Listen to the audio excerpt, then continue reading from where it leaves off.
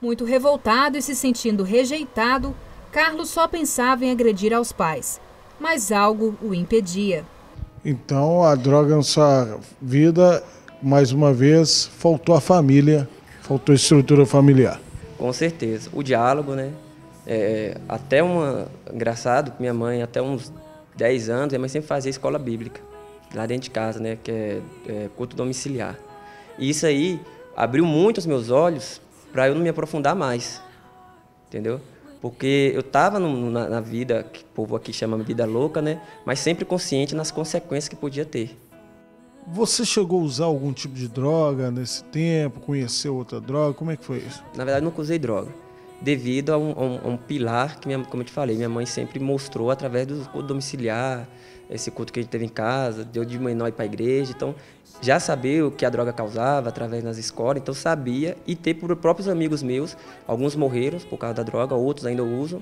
Então, meu foco não era eu ser viciado, meu foco era chamar a atenção da minha própria família. Mas o temor diante da palavra não impediu uma disputa entre irmãos, como Caim e Abel. Você fala tanto desse irmão seu, você se sentia responsável por ele ou você fazia as coisas para agradar ele? Como é que era isso? Como ele fazia essas coisas, então o foco de atenção foi todo nele. Por ele ter saído da Bahia foragido, né? Então o foco da família ficou todo nele.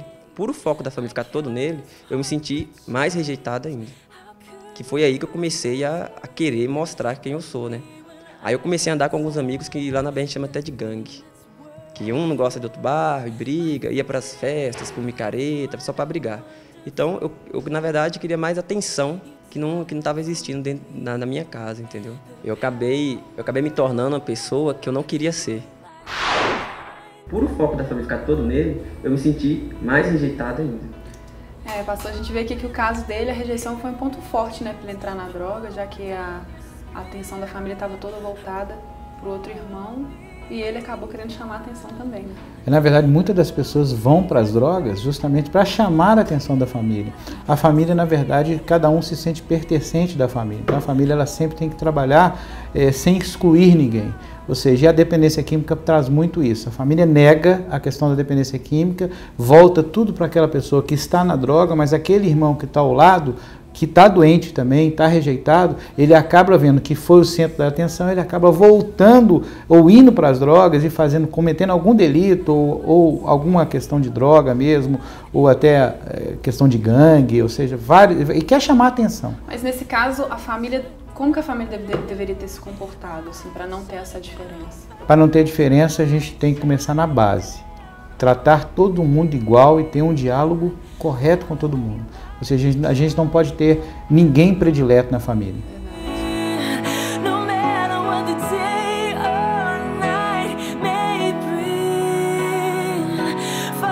O Arley também vivia seus momentos de conflito.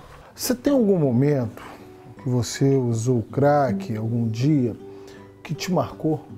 Alguma situação?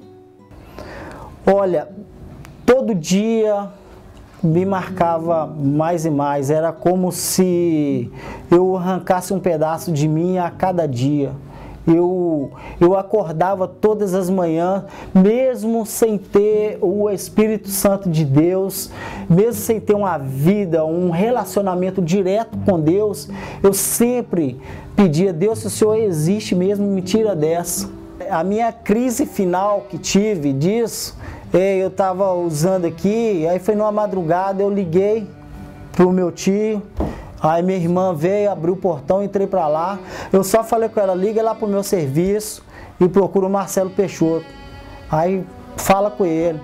Aí falou, eu já estava usando medicamento, eu estava de um tratamento no psicólogo. Aí eu misturando aquilo tudo, eu quase tive um troço. Então, quando eu cheguei para trabalhar, ele me chamou na sala, arrumou uma clínica para mim, mas eu saí de lá com uma mudança de comportamento. Por quê? Ou seja, perto de você eu era uma pessoa, perto do meu tio era outra, eu não saí de lá transformado. Esse seu chefe foi um anjo na sua vida também, né? Sim, e eu gostaria de ressaltar o seguinte: Eu por 3 vezes, de tão complicado que eu era, eu entrei armado lá dentro do meu trabalho, sem que ninguém soubesse, para eu matar ele. Que isso, cara?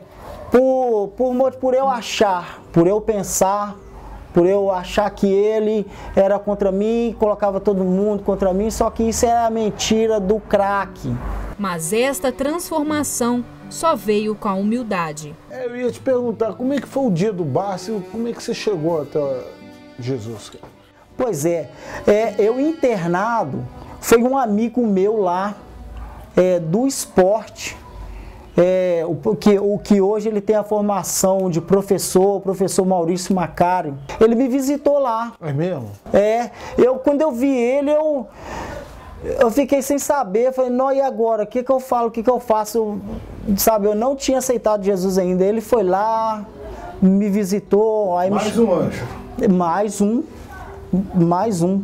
Aí me visitou, me evangelizou de uma forma muito tranquila, sabe? Quando eu saí de lá, ele sempre acompanhando, ele veio aqui em casa, procurou. Aí eu convidei ele para fazer uma reforma aqui na casa, sabe? Aí ele reformando aqui, e Jesus, falando de Jesus, só que tem um detalhe, a vida toda a minha família sempre falou de Jesus para mim. E eu, não mexe com isso não, que não existe, eu já cheguei até a falar alguns nomes, sabe? Só que aí quando ele falava pra mim, ele é campeão de vale tudo, sabe? Tava com medo, né, irmão? Aí eu me vi que eu não era tão forte assim. Deus mandou alguém mais forte? Mandou. Aí que eu vi que eu não era tão forte assim. Quando ele virava de costa, eu me irritava, tentava, só que a palavra de Deus ela é mais forte que nós.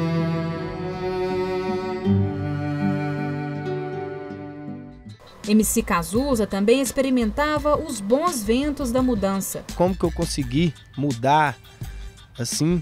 Foi através do Espírito Santo, né, que tem tocado no meu coração. Da mudança de música, cara, daquela música louca, aquele funk pesado, pra hoje, e a mudança sua de vida. Você tem sentido isso pesado? Como é que foi abrir mão disso tudo, cara?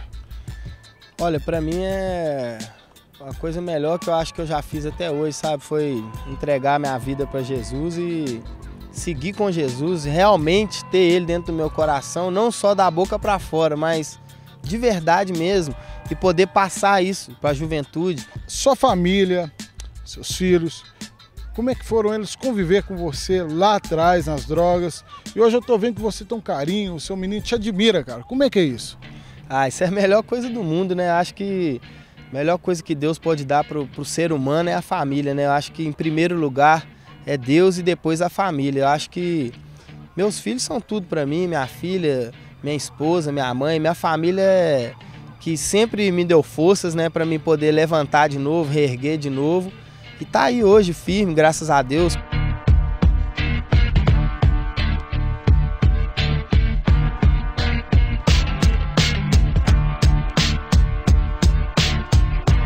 A família de Carlos ainda não percebia o que estava acontecendo. Bem, Márcia, você como mãe, você tinha noção que aquela situação sua estava prejudicando ele nessa altura? Não, eu não tinha nenhuma noção, porque até então para a mãe, né, ela sempre é a última a saber.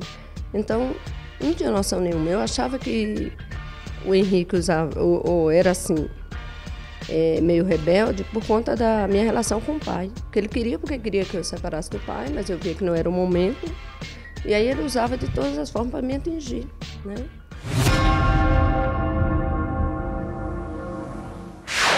E como é que a senhora hoje vê ele falando isso e a senhora sabendo hoje que foi a situação do pai e da mãe que o levou à droga? Porque ele não queria chegar à droga e provou pra gente que a droga não tinha nada que o atraísse, mas a situação dentro da casa dele, de vocês, o levava até a droga. Como é que é ouvir isso e saber disso hoje?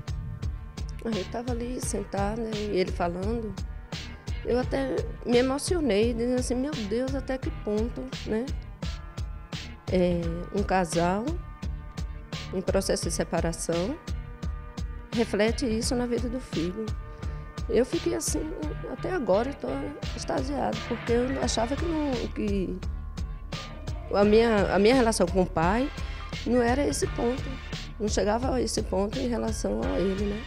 E estou assim, eu não tenho nem palavra mesmo para dizer, mas graças a Deus, hoje eu estou vendo um filho que foi 6 meses de oração, muita oração, que ele me rejeitava, e eu sei entender.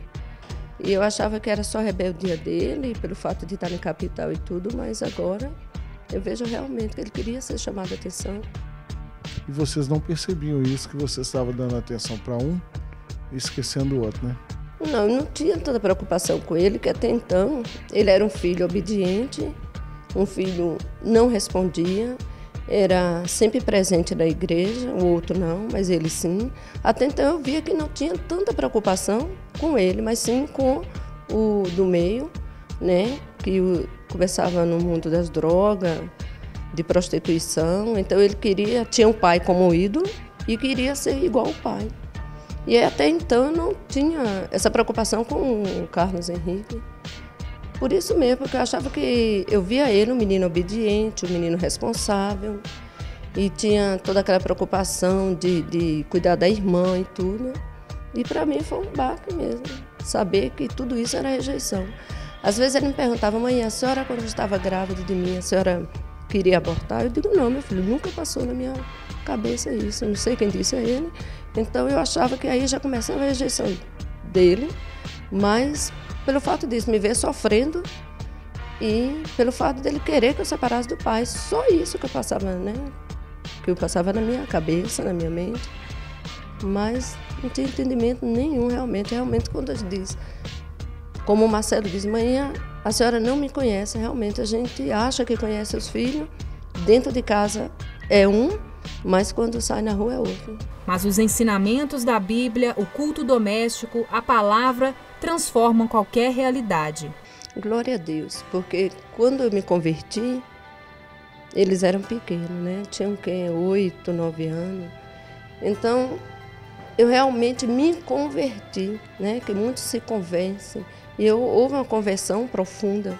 E era isso que eu queria passar para eles, né? O ensinamento de Deus. E a palavra de Deus diz que ensina o teu filho no caminho que deve andar, para que mais tarde não se desvie do caminho. Então era isso que eu queria passar. Mas o diabo fez de tudo para tirar, né? Me tirar do caminho do Senhor. Usou a igreja, usou meus filhos, usou o marido, mas glória a Deus que foi anos e anos de oração e hoje eu vejo um Carlos Henrique que eu posso olhar para ele, conversar com ele, né? Sem ele olhar para mim, fechar a cara e dizer, não quero conversa não. E hoje eu vejo ao contrário. Então, estar no caminho do Senhor, ensinar os filhos no caminho do Senhor é a melhor coisa. Não é igreja, mas sim Cristo, né? Eu só tenho a dizer assim, que busquem Deus, porque teve uma época que o Carlos Henrique estava com 15 dias sem falar comigo dentro de casa. Eu orava e dizia, Deus, como é que pode um filho não falar com a mãe? E aí eu comecei a pedir estratégia com o Senhor e Ele me deu, né? Eu coloquei a televisão, estava passando na época Joyce Maia, e aí eu levantava cedo, fazia o café e sentava para assistir. E isso foi durante 15 dias. E eu lembro que foi uma mensagem foi sobre perdão. E aí eu comecei a falar com Deus, Deus mostra uma estratégia para eu falar com meu filho, porque quando eu ia falar com ele, ele virava o rosto. E aí o Senhor mostrou. Ele fez uma carta, essa carta era 2 folhas, dizendo quem era ele, o que estava acontecendo. E aí eu chorei muito, muito, e aí depois eu fiz outra carta para ele, com 2 folhas, coloquei na carteira dele, no bolso, né, da carteira, na bolsinha. E aí pronto, a gente começou a ter o nosso relacionamento de mãe e filho. E o que eu digo para as mães, ore ao Senhor, né? Não bata de frente com o filho. Ore ao Senhor, peça estratégica que o Senhor vai dar. E hoje está aí um relacionamento de mãe e filho, glória a Deus, né? e oração, e muita oração. E é só Cristo e nada mais. Finalmente, Carlos encontrou o que procurou durante toda a vida. Eu posso fechar meus olhos e me jogar no chão, que além de ter Deus como o meu maior amor, eu sei que aqui na terra tem um pai e uma mãe, que são um pilar de uma família, que hoje eu vejo que eu tenho uma família. E eu posso confiar neles. Eles até falaram comigo, ó, não esquece de ligar para mim não, que eles vão voltar para Bahia, né? Falaram, ó, não esquece de ligar para mim não, só pergunta como é que tá, se tá um oi, porque a gente sente saudade. Então isso para mim era até uma surpresa, eles falarem isso. E hoje é uma coisa que muito bacana mesmo, sem palavras. Eu só tenho a dizer assim para ele, né, que ele é um filho escolhido. Até então ele dizia assim, mãe, eu sou seu orgulho, porque ele achava que não era, né? E eu só tenho a dizer a ele que eu amo muito, muito ele, que ele, fica chegando, ele é o escolhido que Deus me deu e que aonde ele for, com quem ele estiver, nunca esqueça. Deus em primeiro lugar, ele ser verdadeiro, ser ele mesmo, se despedir de tudo aquilo que desagrada a Deus e ser Deus, Deus e Deus. Porque esse Deus é que faz isso, ó, restaura, une e faz mãe e filho. Mãe e filho, né? Dizer assim um para o outro, que eu amo muito ele. Ele acha que ele é rejeitado, mas ele não é. É pelo fato de ter tanto cuidado com o outro, então a gente esqueceu dele, mas ele sempre esteve no meu coração, por isso eu amo. Então, Henrique, eu só quero te dizer assim, amor, você é escolhido e você é meu filho de coração, né? Então, seja sempre a Deus, anos e anos orando por você e a resposta está aí, né? Amo demais. Desculpa, meu filho.